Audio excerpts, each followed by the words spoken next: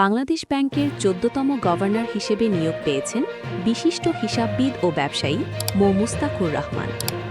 দীর্ঘ ৩০ বছরের বেশি সময় আর্থিক খাতে কাজ করার অভিজ্ঞতা থাকলেও এই নিয়োগকে ঘিরে তৈরি হয়েছে তীব্র বিতর্ক। প্রথমবারের মতো একজন ব্যবসায়ীর হাতে কেন্দ্রীয় ব্যাংকের দায়িত্ব তুলে দেওয়া নিয়ে রাজপথ এবং সামাজিক যোগাযোগ মাধ্যমে বইছে সমালোচনার ঝড়। বিশেষ করে জাতীয় নাগরিক পার্টি বা এনসিপির শীর্ষ নেতাদের বিস্ফোরক মন্তব্য এখন talk of the country. Governor হিসেবে মুস্তাকুর রহমানের নাম ঘোষণার পরপরই কড়া প্রতিক্রিয়া জানিয়েছেন এনসিপি মুখপাত্র আসিফ মাহমুদ সজীব ভুইয়া। এক ফেসবুক পোস্টে তিনি এই নিয়োগকে দেশের আর্থিক খাতের জন্য অশনি সংকেত বলে অভিহিত করেছেন। আসিফ মাহমুদ দাবি করেছেন, একজন বড় মাপের ব্যবসায়ীকে গভর্নর বানিয়ে ব্যাংক খাতকে সুনির্দিষ্ট একটি সিন্ডিকেটের হাতে তুলে দেওয়া হলো। অন্যদিকে এনসিপির অন্যতম শীর্ষ নেতা নাহিদ ইসলাম এই নিয়োগের স্বচ্ছতা নিয়ে প্রশ্ন তুলেছেন। তার মতে, যেখানে ব্যাংক খাতের সংস্কারের জন্য একজন নির্লোভ ও নিরপেক্ষ বিশেষজ্ঞ দরকার ছিল, সেখানে ব্যবসায়িক স্বার্থ জড়িত এমন কাউকে নিয়োগ দেওয়া সরকারের নীতিহীনতার পরিচয়।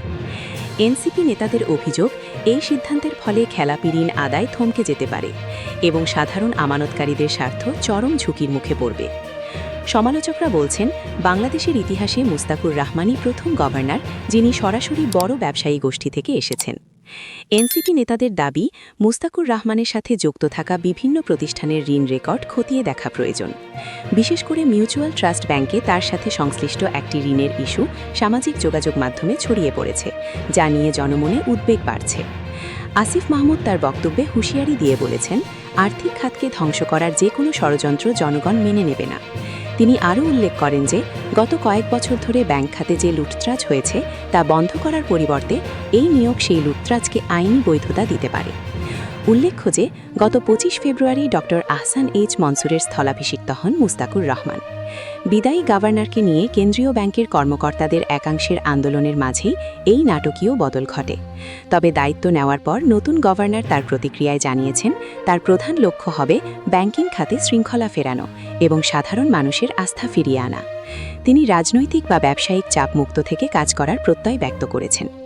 কেন্দ্রীয় ব্যাংক কি আসলেই স্বাধীনভাবে চলতে পারবে, নাকি এনসিপি নেতাদের আশঙ্কা সত্য প্রমাণিত হবে? সাধারণ মানুষের চোখ এখন মতিঝিলের ওই চেয়ারটির দিকে। মুদ্রাস্ফীতি নিয়ন্ত্রণ আর ডুবতে থাকা ব্যাংকগুলোকে টেনে তোলাই হবে নতুন গভর্নরের জন্য সবচেয়ে বড় অগ্নি পরীক্ষা। আজকের মতো এখানেই শেষ করছি। পরবর্তী সব খবরের জন্য আমাদের সাথেই থাকুন। ধন্যবাদ।